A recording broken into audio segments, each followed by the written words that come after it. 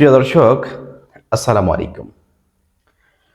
ফুটপাতে দোকান বসাকে কেন্দ্র করে ঢাকা বিশ্ববিদ্যালয় এবং ঢাকা কলেজ শিক্ষার্থীদের মধ্যে দফায় দফায় ব্যাপক সংঘর্ষ। চিন্তা করেছেন দর্শক, 5ই আগস্টের পর যেই ছাত্রদেরকে নিয়ে আমাদের ছিল বুক ভরা আশা, বুক ভরা প্রত্যাশা, এখন সেই শিক্ষার্থীরাই, সেই ছাত্ররাই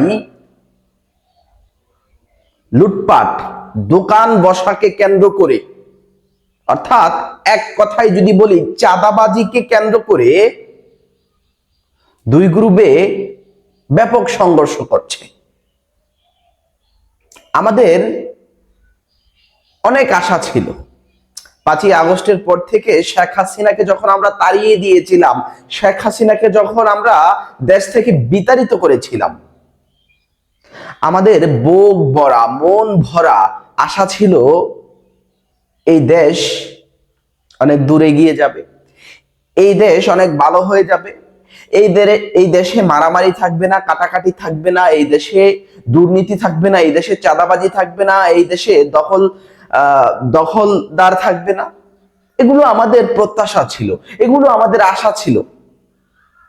যেই শিক্ষার্থীরাই এই আশা জাগিয়েছিল, সেই শিক্ষার্থীরাই এখন দেখেন ফুটপাতের দোকান বসাকে কেন্দ্র করে ঢাকা বিশ্ববিদ্যালয়ের শিক্ষার্থী এবং ঢাকা কলেজের শিক্ষার্থীদের মধ্যে সংঘর্ষ। এটাই কি আমাদের নতুন স্বাধীনতা? এটাই কি আমাদের নতুন বাংলাদেশের রূপ? তার মানে কি? তার মানে কি জনগণ কি বোঝা শুরু করে দিয়েছে? জনগণ কিন্তু অলরেডি বোঝা শুরু করে দিয়েছে ছাত্ররা তাদের স্বার্থ হাসিলের জন্যই শেখ হাসিনাকে পতন করেছিল। এটাই কি দাঁড়াচ্ছে? জানি না, এটাই কি দাঁড়াচ্ছে? কি ভাবছেন? কমেন্ট করুন। কি ঘটেছে? মধ্যরাতে ঢাকা বিশ্ববিদ্যালয় ও ঢাকা কলেজ শিক্ষার্থীদের মাঝে ধাওয়া পাল্টা ও সংঘর্ষের ঘটনা ঘটেছে। রাজধানীর নীলক্ষেত এলাকা সংলগ্ন বিশ্ববিদ্যালয়ের শাহনেওয়াজ হলের সামনে দোকান বসাকে কেন্দ্র করে শুরু হয় দুই পক্ষের সংঘর্ষ। এ সময় সাংবাদিক সহ বেশ কয়েকজন শিক্ষার্থী আহত হয়েছে। রোববার 12ই অক্টোবর দিবাগত রাত 1:30টার দিকে শুরু হয় এই সংঘর্ষ, চলে 3টা পর্যন্ত। চিন্তা করেছেন? মানে একটা ব্যাপার আছে, ব্যাপারটা জানেন কি? ঢাকা শহর রাস্তার পাশে যে ফুটপাত গুলো আছে না, সেই ফুটপাতে দোকান নিয়ে বসতে হলে রেগুলার 500, 300, 600, 1000 পর্যন্ত টাকা দিতে হয়। রেগুলার, বাস না কিন্তু, রেগুলার। গত পরশুদিন ঢাকার একটা জায়গায় আমি গিয়েছিলাম।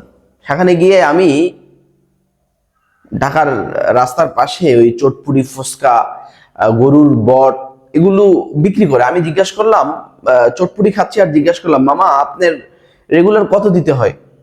বললো, মামা হাইট বলা যাবে না, বলা যাবে না। আমি কি, বলেন, সমস্যা নেই, আমরা স্টুডেন্ট মানুষ, শুনি না।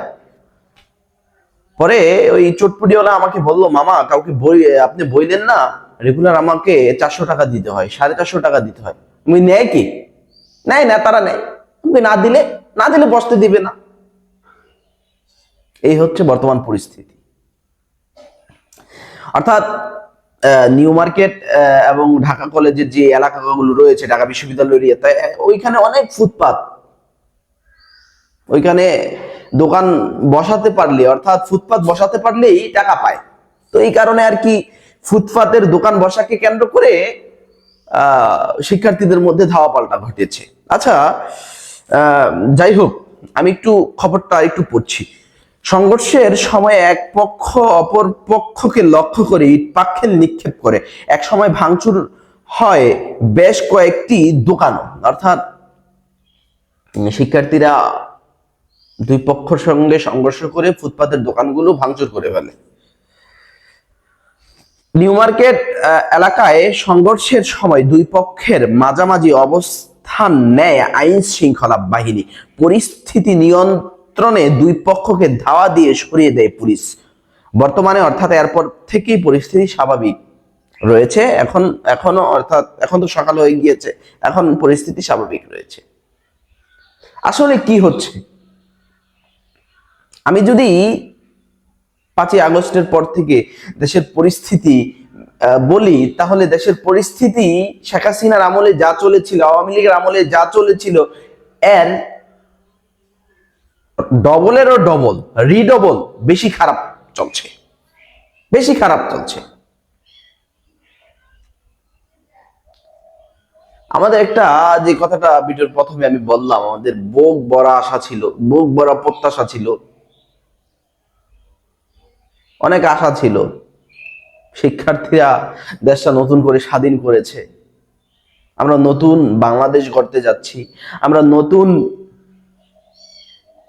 সূর্যে আলোকিত হচ্ছি, সেটার স্বপ্ন একেবারে ধুয়ে মুছে গিয়েছে। জানি না কি হয়। প্রিয় দর্শক, অবশ্যই বুঝতেই পারছেন, রাতভর উত্তপ্ত ছিল নীলক্ষেত এলাকা, নিউ মার্কেট এলাকা, ঢাকা বিশ্ববিদ্যালয় এলাকা।